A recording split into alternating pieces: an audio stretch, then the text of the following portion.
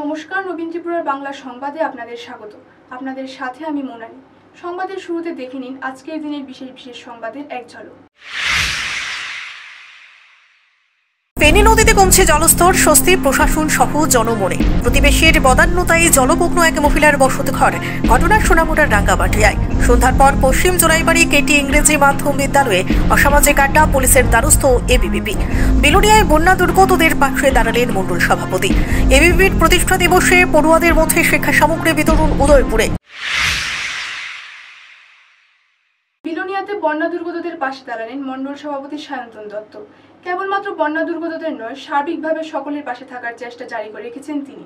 বন্যায় দুর্গতদের পাশে ৩৫ বিলোনিয়া মণ্ডল সভাপতি সায়ন্তন দত্তের নির্দেশে বিজেপি কার্যকর্তারা বিগত দুদিনের টানা বর্ষণে ক্ষতিগ্রস্ত মানুষের পাশে গিয়ে দাঁড়িয়েছেন।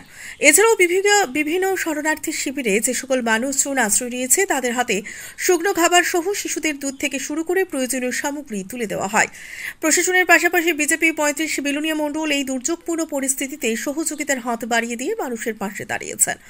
মণ্ডল সভাপতি সায়ন্তন দত্ত দায়িত্ব নেওয়ার পর থেকে একের পর এক সামাজিক কাজ করে যাচ্ছেন। মণ্ডল এলাকার যে কোনো মানুষ সমস্যায় পড়লে তাদের কাছে ছুটে গিয়ে সহযোগিতার হাত বাড়িয়ে দিচ্ছেন। যেমন উত্তর ভারতচন্দ্রনগর বাজারে একই রাতে একই সাথে ২৪টি দোকান চুরি হওয়ার পর ক্ষতিগ্রস্ত দোকানদারদের হাতে নগদ অর্থ তুলে দিয়ে সাহায্যের হাত বাড়িয়ে দিয়েছেন।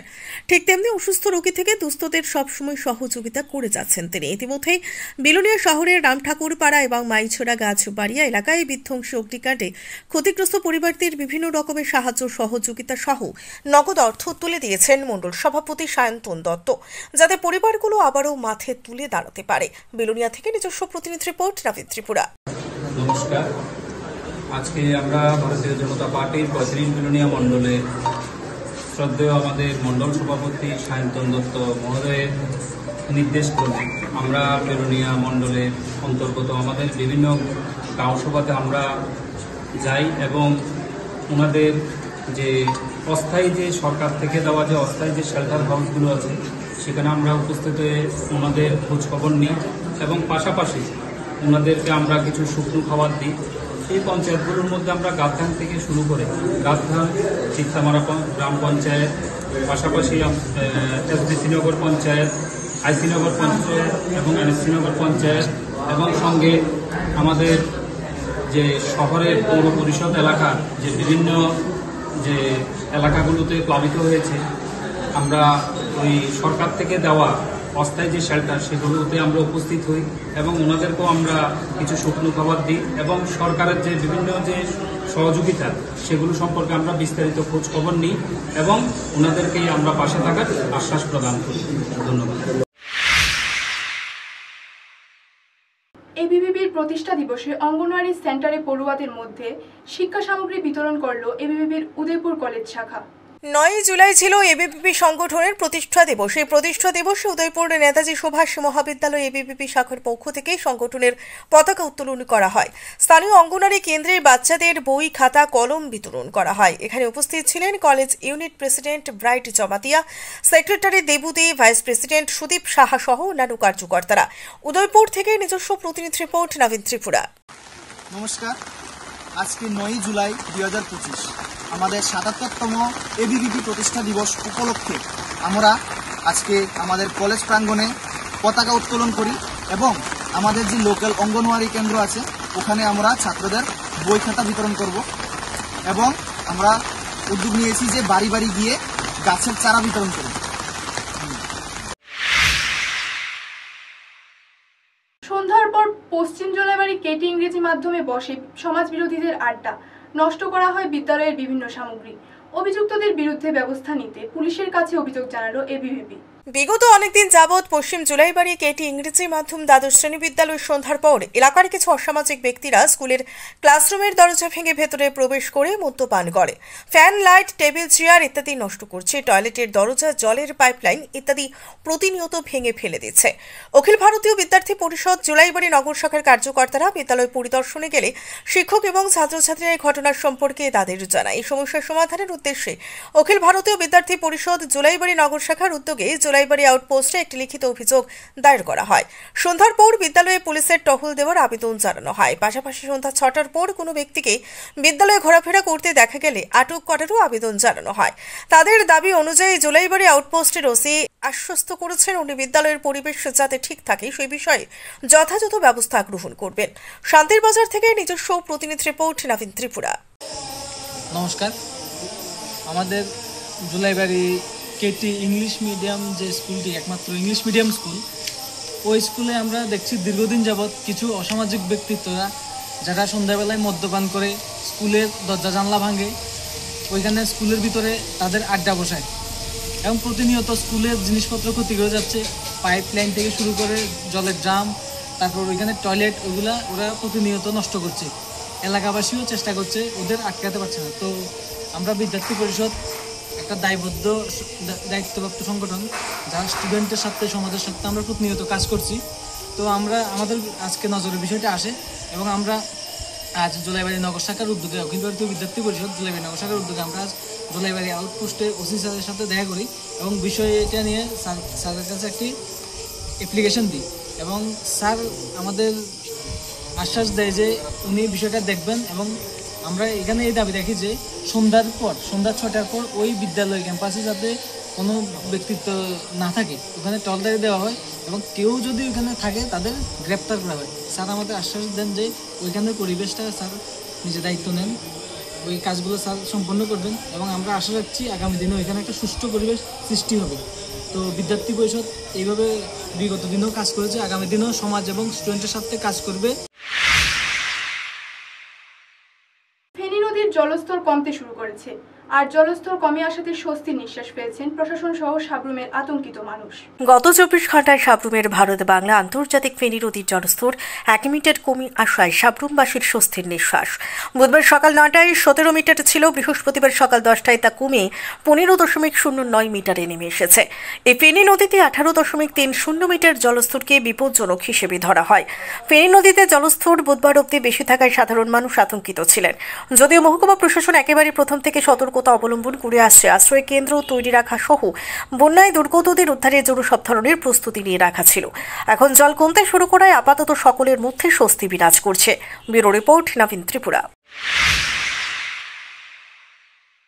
পুকুরের অতিরিক্ত জল বের হওয়ায় নির্দিষ্ট ড্রেন মাটি দিয়ে ভরাট করে নেওয়াতে জলমগ্ন হয়ে পড়ল এক মহিলার বসতঘর।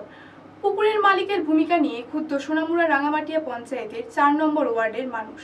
প্রতিহিংসামূলক পুকুরের জল যাওয়ায় ড্রেন বন্ধ করে এক অসহায় মহিলার ঘর জলের মাঝখানে ডুবালো ফারুক হোসেন নামের এক ব্যক্তি।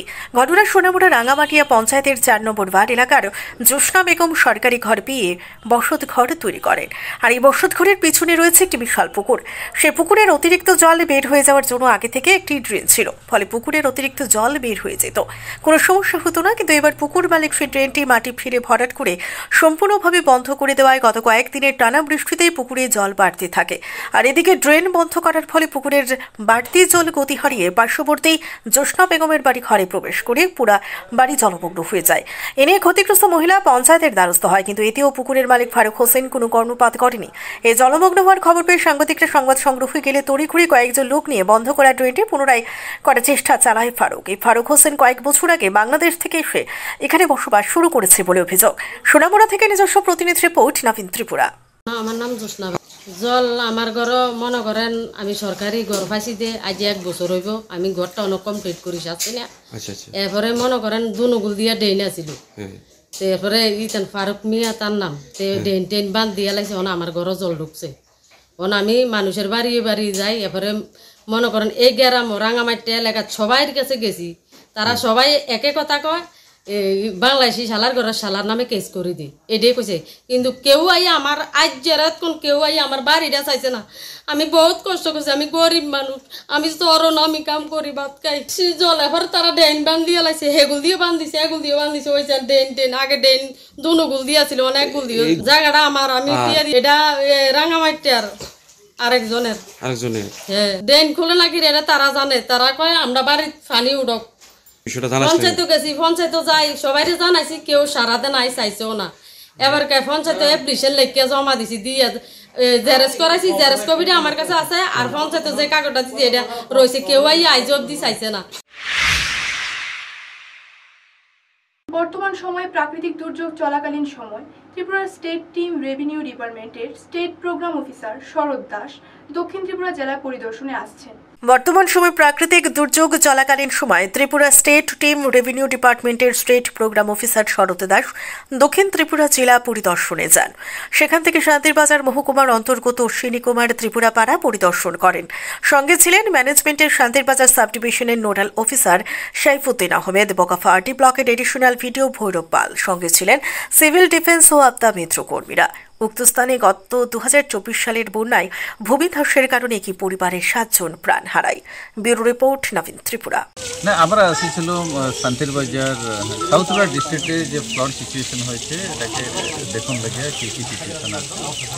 তারপরে এসডিএম শান্তিরবাজার সঙ্গে দেখা করেছি, দেখা করার পরে তারপরে ডিসি সাহেবের সঙ্গে আমরা আসছিলাম রিলিফ ক্যাম্পে দেখতে।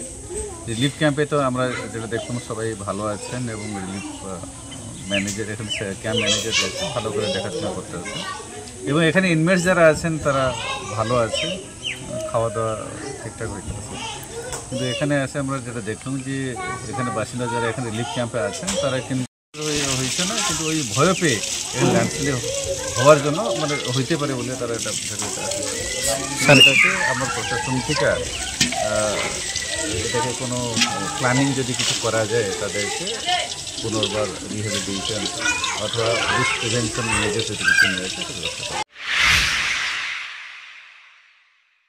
সাবরুম শহরে থানা থেকে পোস্ট অফিস রোড পর্যন্ত পিচ রাস্তার বেহাল অবস্থা, নেই সংস্কার, অসুবিধার সম্মুখীন পথচলতি মানুষের।